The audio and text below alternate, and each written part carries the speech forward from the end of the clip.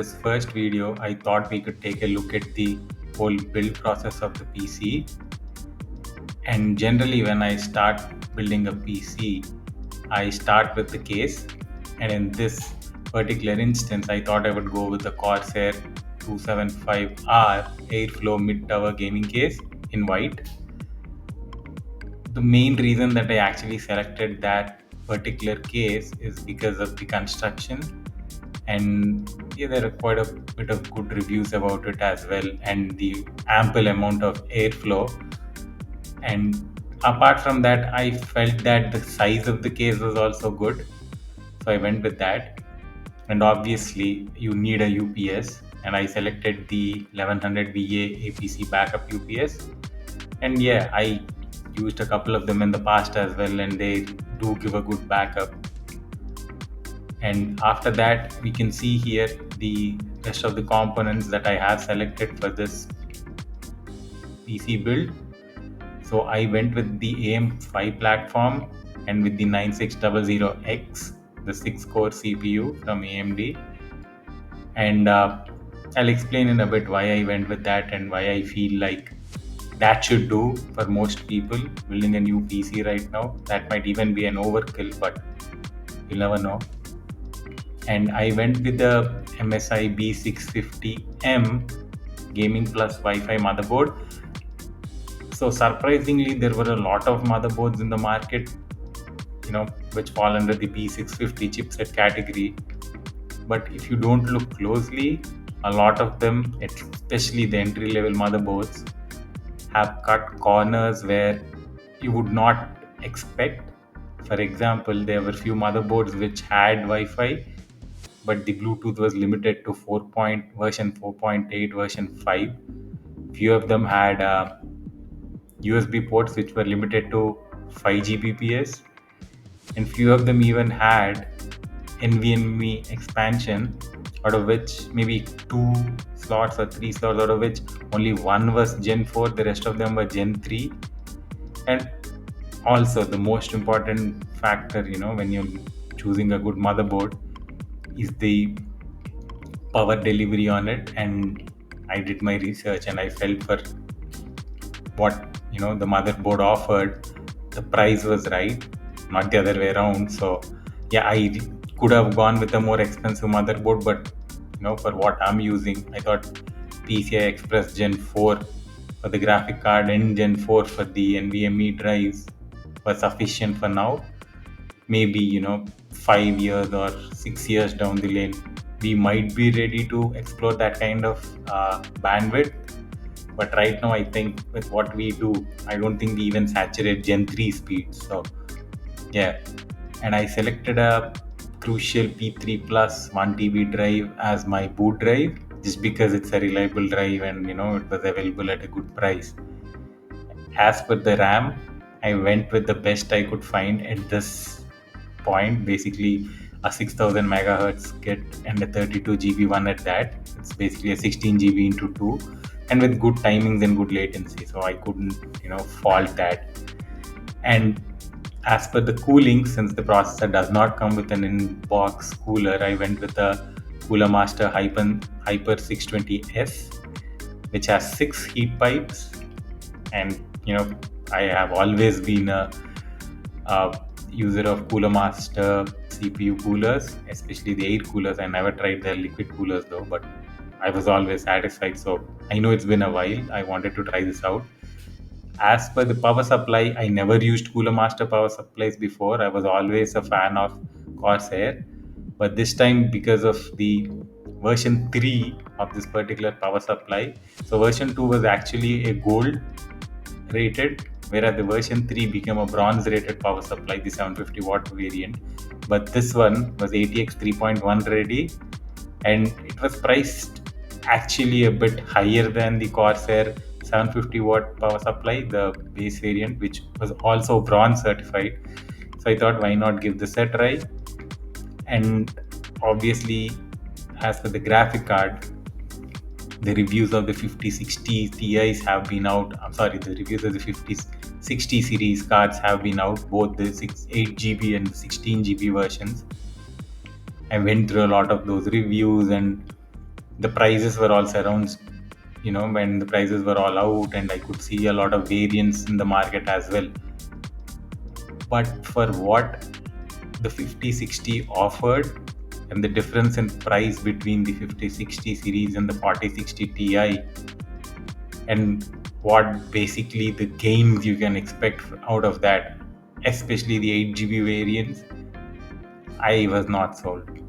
So I settled on this Gigabyte version of the 4060 Ti 8 GB variant, and I thought this would be a very good combination for that CPU and the monitor that I basically did a lot of research about and finally bought one. And as you can see, I also bought some thermal paste, which I didn't end up using because the air cooler, the Cooler Master Hyper 620S, came with a cryofuse tube, a small one at that, but it still came with one. And apart from that, I have also bought a second Nvme drive, which I thought would be a good dedicated gaming drive. And also, I bought a small hub to control basically the ARGB of all the fans in the system. And I bought a set of 4 fans, 3 of which were daisy chainable, which I ended up using as an air intake at the front. So just one wire out, and 3 fans sucking in cool air. And I have one exhaust fan, for which I have tuned the fan curves and whatnot, and I did my best to keep the system at an optimal temperature. And the second drive is a very new release, which was actually released in January this year. It is from Western Digital. It's a WD Black SN7100. It's a PCI Express Gen 4 drive, but much faster than the P3 Plus that I bought before. But I did that for a reason, because I wanted to use this 2 TB drive as my gaming drive. And along with that, I bought this Acer Nitro XZ6 series curved gaming monitor, which is around 30 inches in size. It's a widescreen curved monitor. It has a 200 Hz refresh rate, HDR 400 certified, along with low latency, and it has got DisplayPort, HDMI. It has a lighting as such at the back, and it has inbuilt puny speakers, but speakers nevertheless. And it is AMD FreeSync Premium as well as G-Sync compatible. And I've been using this monitor, and it is a really good monitor, and comes in white as well, which is an additional bonus. Also, the monitor is height adjustable, which is again a good bonus, a good thing to have. And for the sound, I went with a Logitech Z623. Believe it or not, I have been after these speakers for maybe 15 years now. When I was a teenager, I was drooling all over this. And the 5.1 version of these very speakers, I think they were called Z625s back then. Surprisingly, these speakers are still sold. And the set I bought was manufactured in Jan 2025, exported in March 2025.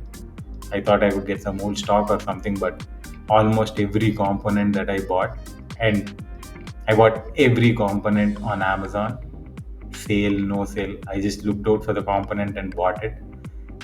Almost all of them were more than, maybe in a ballpark of 2 to 3 months old when it comes to manufacturing or exporting. There was no old stock as such. I was pleasantly surprised. The packaging was really good.